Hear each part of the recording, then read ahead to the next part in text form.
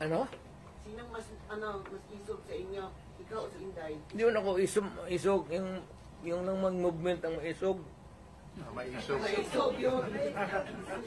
Kung retired na ako, sabi ko, wala na ako. So si Inday, Ako, I have full faith. Inday. Kaya niya yan.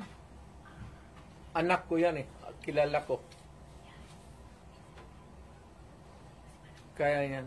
Pero, one thing is clear, yung direksyon ng administrasyon, doon talaga sa amin. so ano ang magiging logical conclusion with everything that is happening now? Is BBM going to suffer the same fate as his father? I do not, that remains to be seen.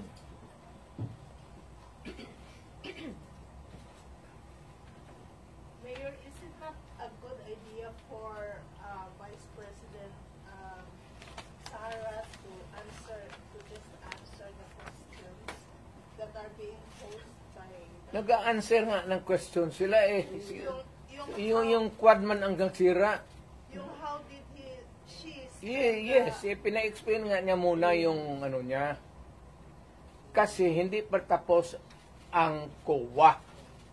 Kaya niya sinulatan na huwag mag-entertain magkuha ng papel kasi yung documents are with COA.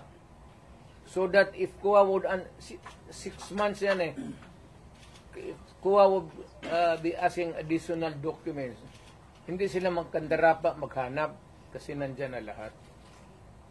Ina-imbestiga na nga eh. Eventually, mag-testify yan siya. Pero yung mga documents muna, hindi yan trabaho ng... Sir, may mga nag-comment na po sa social media na people power na lang daw po. Is it possible? wag. Alam mo, dumaan ako pagka-presidente. Not for anybody, not for anything else. Meron tayong problema.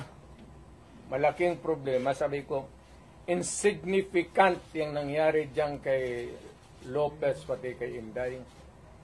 Binata man yung threat, patay-patayan. Pati itong luko-lukong Malacanang, ang problema ng isa pa dyan, yung National Security Advisor ko noon, si Anyo. Alam mo naman yan, hindi namin kaya yan.